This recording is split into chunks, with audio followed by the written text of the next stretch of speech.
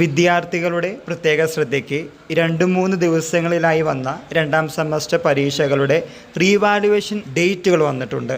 പല വിദ്യാർത്ഥികളും പലപ്പോഴായി ചോദിക്കുന്നൊരു കാര്യമാണ്, ഞങ്ങളുടെ മാർക്ക് വിചാരിച്ചതുപോലെ വന്നിട്ടില്ല, അർഹിച്ച മാർക്ക് കിട്ടിയിട്ടില്ല, ആയതുകൊണ്ട് ഇനി എന്തു ചെയ്യാമെന്ന്. അതിനുള്ള ഒരു പോംവഴിയാണ് റീവാലുവേഷൻ റിസൾട്ട്.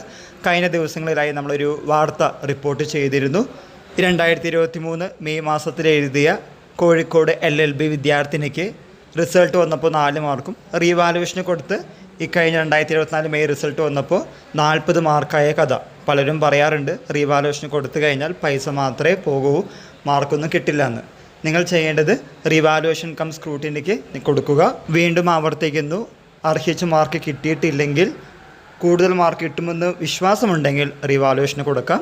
ഡേറ്റുകൾ എന്ന് പറയുകയാണെങ്കിൽ സെപ്റ്റംബർ മാസം 20-ാം തീയതിയും സെപ്റ്റംബർ മാസം 24-ാം തീയതികളായിട്ടാണ് BA, BSc, BCA, BCom, BBA തുടങ്ങിയ വിദ്യാർത്ഥികളുടെ റീവാലുവേഷൻ ഡേറ്റ് വന്നിരിക്കുന്നത്. ഇക്കാര്യം മനസ്സിലാക്കി മുന്നോട്ട് പോവുക. എല്ലാവർക്കും ഒരിക്കൽ കൂടി നന്ദി, നമസ്കാരം.